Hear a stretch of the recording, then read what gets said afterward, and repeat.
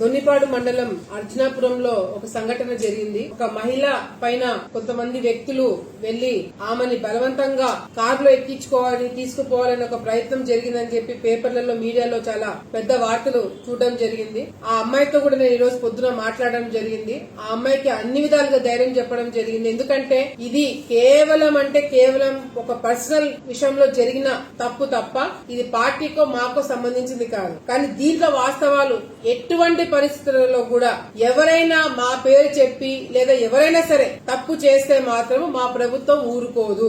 నేను డిఎస్పీ గారితో నేను ఊర్లో లేనప్పుడు జరిగిన సంఘటన ఏదైతే ఉందో నేను డిఎస్పీ గారితో మాట్లాడడం జరిగింది, సీఏతో మాట్లాడడం జరిగింది. ఎవరైతే ఆ కేసులలో ఉన్నారో వాళ్ళందరినీ తీసుకుపోయి మీరు అరెస్ట్ చేసుకుంటారో ఏం చేసుకుంటారో చట్ట ప్రకారం మీరు ఏం చేయాలో చేసుకోమని చెప్పి కూడా ఫ్రీ హ్యాండ్ పోలీస్ డిపార్ట్మెంట్ మేము ఇవ్వడం జరిగింది. అవును, మా దగ్గర పనిచేసిన వాళ్ళు 2 వ్యక్తులు వెళ్లడం జరిగింది. మాకు తెలియకుండా వాళ్ళు కూడా వేరే విధంగా చెప్పితే తీసుకెళ్లారని చెప్పి మాకు చెప్పడం జరిగింది. అయినా కూడా తప్పే వాళ్ళని కూడా మేము రిమాండ్ కి పంపించమని చెప్పి కూడా డిఎస్పీ గారికి చెప్పామని చెప్పి కూడా నా సందర్భంగా మీకు క్లారిటీ ఇవ్వడం జరుగుతుంది.